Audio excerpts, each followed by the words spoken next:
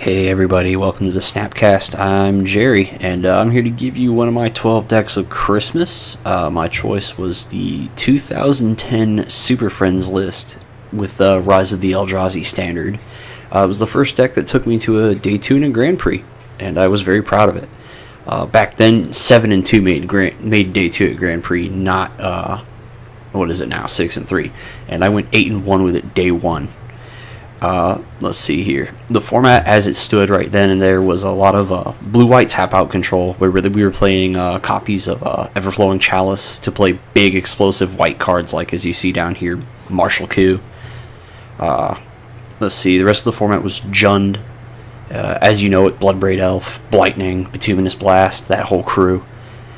We had Naya Zoo featuring Vengevine, which was a new card added to the format thanks to Rise of the Eldrazi.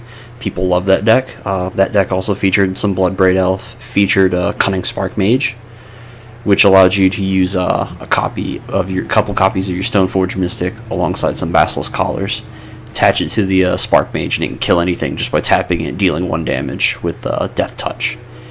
Spread'em was a deck that was just introduced thanks to Jerry Thompson, where it was just a cascade deck where we'd cascade into copies of either Spreading Seas or its counterpart in M10, which was Convincing Mirage. The last deck in the format was a deck called Bant Conscription. Rob and I did a feature on it a long time ago when the Snapcast first started. It was a deck built on Sovereigns of the Lost Alara, where they had an exalted trigger, a normal exalted trigger, and then an additional exalted trigger that let you find an enchantment and put it on the attacking creature, and you would find a copy of Bant Conscription, giving it +10/+10 trample and Annihilator 2, and that could happen as soon as turn 3.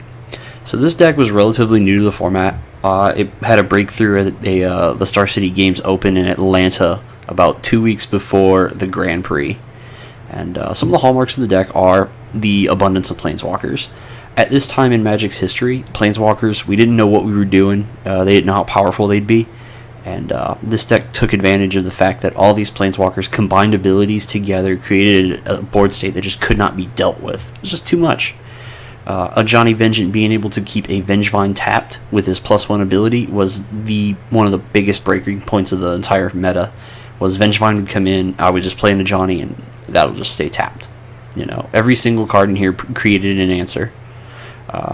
Elspeth's +1 to jam tokens on the battlefield was really all she was good for, and that was all you needed. It created a blocker every turn from when you needed it, and most of the format was attacking with 1 to 2 to 3 creatures a turn, and Elspeth, Ajani, and Gideon with his +2, everything must attack Gideon next turn.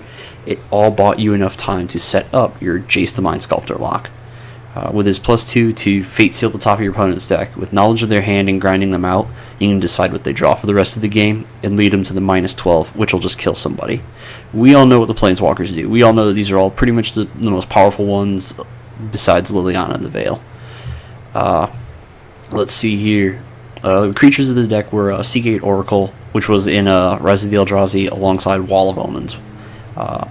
Wall of Omens being a 2-mana 0/4 defender. When it enters the battlefield, draw a card, and Seagate Oracle was a 3-mana 1/3 with Sleight of Hand attached to it, allowing you to get card selection, what you needed when you needed it.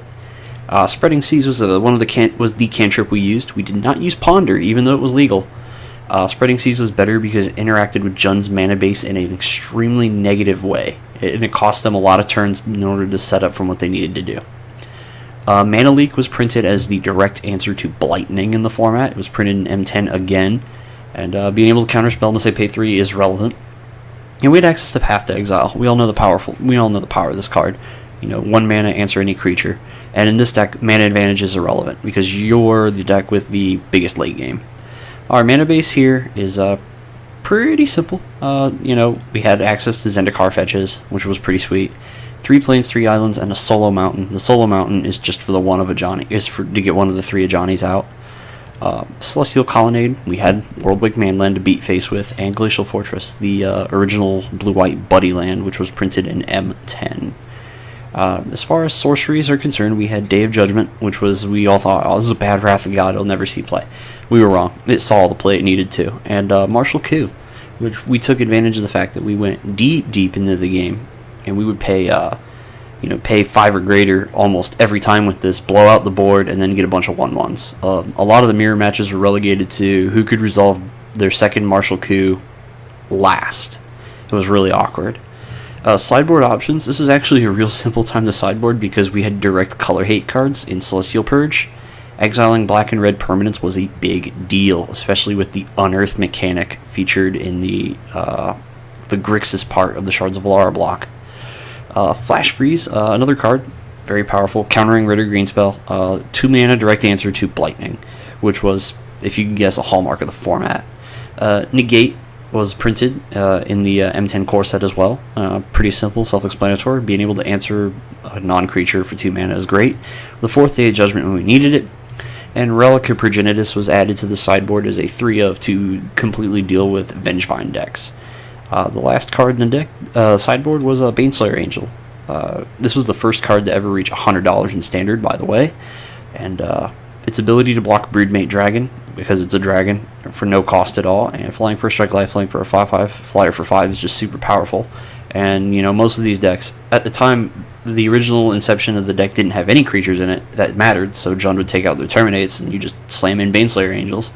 And this play right here, slamming in Baneslayer Angels post-board, was what got me a lot of games. Let's see, the one match I lost day 1 was to the only Grixis control player in the whole room, and he was on Cruel Ultimatums, which is, if you all know, one of my favorite cards of all time, and getting Cruel Ultimatums out of the game over and over again, and then he sides in Sidraxis Spectre. The important thing to note was also Sidraxis Spectre was out of Jund's board, because they hated getting Spreading Seized. Sidraxis Spectre was a red, black, and blue for a 3/3 flyer that whenever it dealt damage, it would discard a card, and it had an Unearth of 1 and a black. And Celestial Purge answers that. So we were able, Celestial Purge, and weirdly enough, Flash Freeze on the first part, but you really just wanted to purge them. So just a quick run through the deck. 3 Seagate Oracles, 4 Wall of Omens, 4 Spreading Seas, 4 Mana Leak, 4 Path to Exile, 3 Ajani Vengeant, 3 Elspeth Knight Errant, 3 Gideon Jura, 4 Jace the Mind Sculptor, 3 Day of Judgment, 2 Martial Coup, 4 Arid Mesa, 4 Glacial Fortress, 4 Celestial Colonnade, 3 Island, 1 Mountain, 3 Plains, 4 Scalding Tarn, 3 Relic of Progenitus in the sideboard, 3 Baneslayer in the sideboard, 3 Purge in the sideboard, 3 Flash Freeze in the sideboard, 2 Negate, and 1 Day of Judgment. And that'll wrap it up for me and my first deck of Christmas. If you all ever get wound up wanted to give this a try in Shards of Alara, Rise of the Eldrazi Standard, this is a great deck to look into. Thanks, guys.